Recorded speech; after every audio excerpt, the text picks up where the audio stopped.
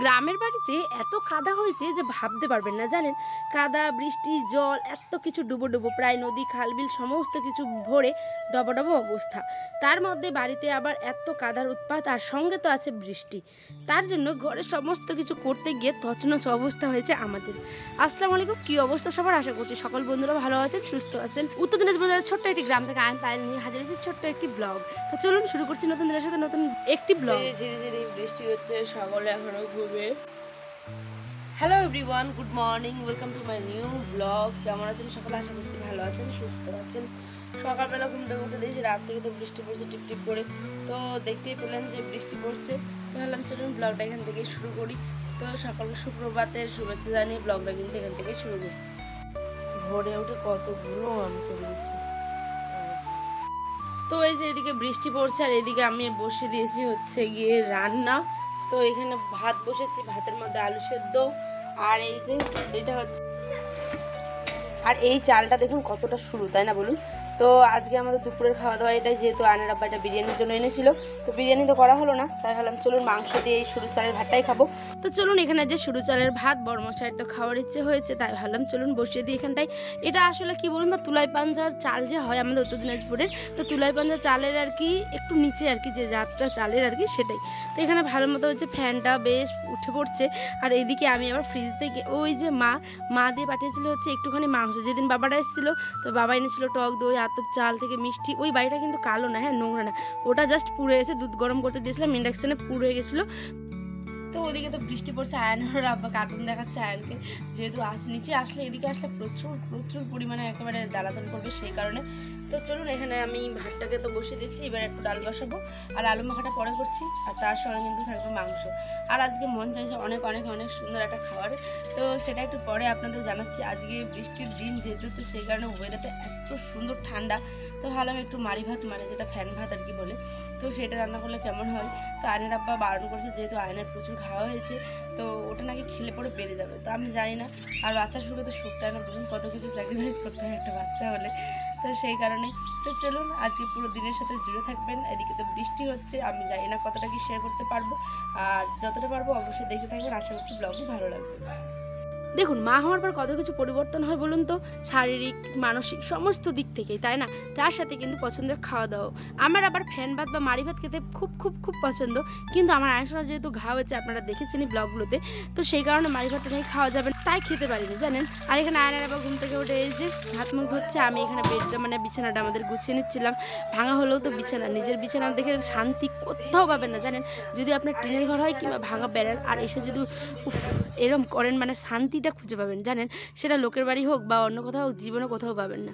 বলে না, ভাঙা হলেও নিজের ঘর, নিজের বাড়ি, নিজের সংসার। তো দেখুন এখানটায় আমি বিছানাটা গুছিয়ে নিয়েছি, রান্নাবাড়ি কিন্তু হয়ে গেছে, খাওয়া দাওয়াও হয়ে গেছে, ঠিক আছে।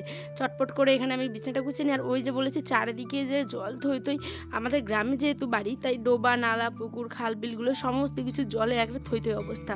আর একটু পরেই দেখতে পাবেন কেন বলেছি, ঘরে কাজ করতে গিয়ে তছনছ অবস্থা। দাঁড়ান, তার আগে কন্টিনিউ ব্লগটা দেখুন, স্কিপ করে যান না কিন্তু। আর ভালো লাগলে কিন্তু নতুন বন্ধু হওয়ার জন্য আপনার কাছে আমার মন থেকে জানাই অনেক অনেক অনেক ভালোবাসা, যারা দেখছেন বা দেখবেন ভবিষ্যতে ব্লগটা অবশ্যই। হ্যাঁ, তো চলুন, আমি হয়তো গুছিয়ে কথা বলতে পারছি না, আপনাদেরই মতন সাধারণ একজন মেয়ে বলতে পারেন, ঘরের বউ। অত প্রফেশনালভাবে আমি ব্লগ ভিডিও হয়তো দিতে পারছি না। প্লিজ আপনারা আপনাদের মতো নিজের মতো করে একটু গুছিয়ে দেখে নেবেন প্লিজ। আর অবশ্যই আমাকে জানাবেন কি করলে ভালো লাগবে, না করলে। আপনাদের মতামত আমার জীবনে সব থেকে বেশি গুরুত্বপূর্ণ, বিশেষ করে এই ইউটিউব জগতে আসার পর। সত্যি কথা, 270 জন হয়েছে। ধীরে ধীরে আমি চাই আমার এই মানে ছোট্ট পরিবারটি বৃহত্তম পরিবারের আকার ধারণ করুক। আমি আপনাদের সকলকে স্বাগত জানাই আমার ছোট্ট পরিবারে, জানেন। অনেক অনেক অনেক মানে জীবনে অনেক কষ্ট করে শিখেছি, একদম কিচ্ছু পারতাম না এই সমস্ত কাজকর্ম। তো যাই হোক, চলুন অন্য কথায় চলে যাচ্ছি, ওগুলো গল্প অন্যদিন একদিন শোনাবো। তো এখানে আয়নকে নিয়ে গেছিলাম হচ্ছে, ওই যে দেখেছিলেন হসপিটালে, এর গত দিনের ব্লগটা যারা দেখেনি অবশ্যই দেখে নেবেন। তো এখানে ট্যাবলেট দিয়েছিল, তো সেই ট্যাবলেটটাকে ঘুলে একটু জলের মধ্যে দিয়ে আয়নকে খাওয়াবো। আর চলুন এখানে ওষুধটা আয়নকে খাইয়ে দিই, এবার যাবো হচ্ছে ঘরের বাইরে। চলুন আপনাদেরকেও দেখায় বৃষ্টির পর ওয়েদারটা কি সুন্দর লাগছে, তাই না বলুন? তো এই যে ঝিরি ঘাসগুলো দেখুন বৃষ্টির মধ্যে ভিজে কত পরিষ্কার এবং স্বচ্ছ লাগছে, কোনো গ্রাফিক্স না কিন্তু, মানে কোনো কিছু এডিট করা নেই, কত পরিষ্কার লাগছে দেখুন। যে টিপ টিপ টিপ টিপ করে বৃষ্টি পড়ছে কিন্তু, আর আমি এখন যাচ্ছি হচ্ছে গিয়ে শার্ট কিনতে। কত সুন্দর লাগছে ওয়েদারটা, না? বেশ ভালো কিন্তু। তো চলুন, এই বৃষ্টির মধ্যে কাপড় তো কাচতেই হবে, কারণ কাপড় না কাচলে তো হবে না।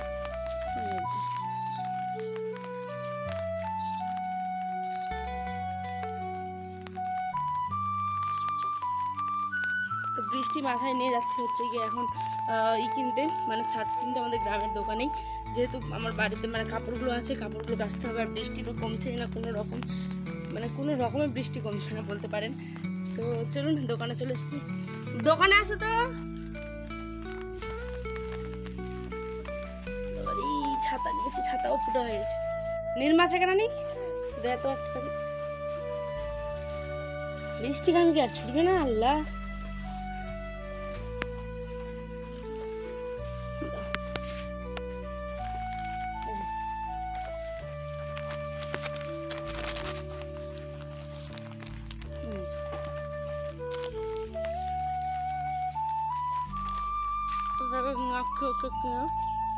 তো ঘরে তো প্রতিদিনই কাপড় কাচতে হয়, আয়ন সোনার, তারপরে হচ্ছে ওর আব্বার যেহেতু দোকান যায়, স্কুল যায়, কাপড়গুলো নোংরা হয় থাকে। আমারও তো একটা মানে ছিল না, সার্ফও ছিল না, তো 10 টাকা দিয়ে একটা প্যাকেট করে সার্ফ নিয়ে আসলাম কিনে।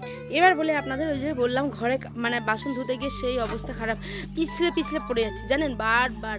তো সেটা তো ওটা তো অন ক্যামেরা দেখাতে পারিনি। তো এই যে সিটাতে এনেছি, বাইরের দিকে বাসনগুলো ধুতে গিয়ে, ঘরে ধুচ্ছিলাম বলতে বারান্দার দিকে ধুতে গিয়ে পিছলে পিছলে পড়ে যাবে আয়ন সোনা, আমিও। সেই কারণে জানেন বাইরের দিকে এসে এখন যে এখানে ধুচ্ছি, বৃষ্টিটা পড়ছে হালকা হালকা ঝিরিঝিরি।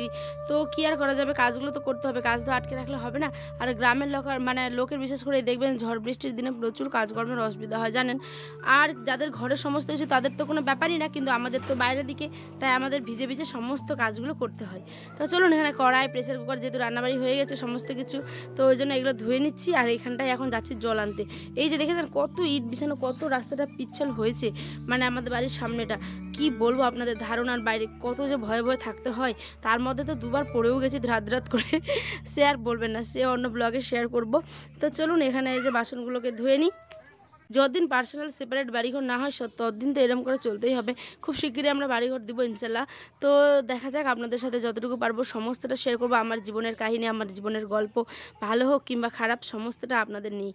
তো চলুন বন্ধুরা, বেশি বড় ব্লগটা করছি না। এখানে স্নানের পর সমস্ত কাপড় চোপড়গুলো শুকোতে দিচ্ছে। আর দেখেছেন কত কাদা, আপনাদের আমি এরম বলছি নাকি, দেখুন সত্যিকারই কত কাদা, গোটা উঠোন জুড়ে কাদা। তো আজ আসি বন্ধুরা, দেখাবে অন্য ব্লগে। সকলে ভালো থাকবেন, সুস্থ থাকবেন, সাবধানে থাকবেন, আল্লাহ হাফেজ।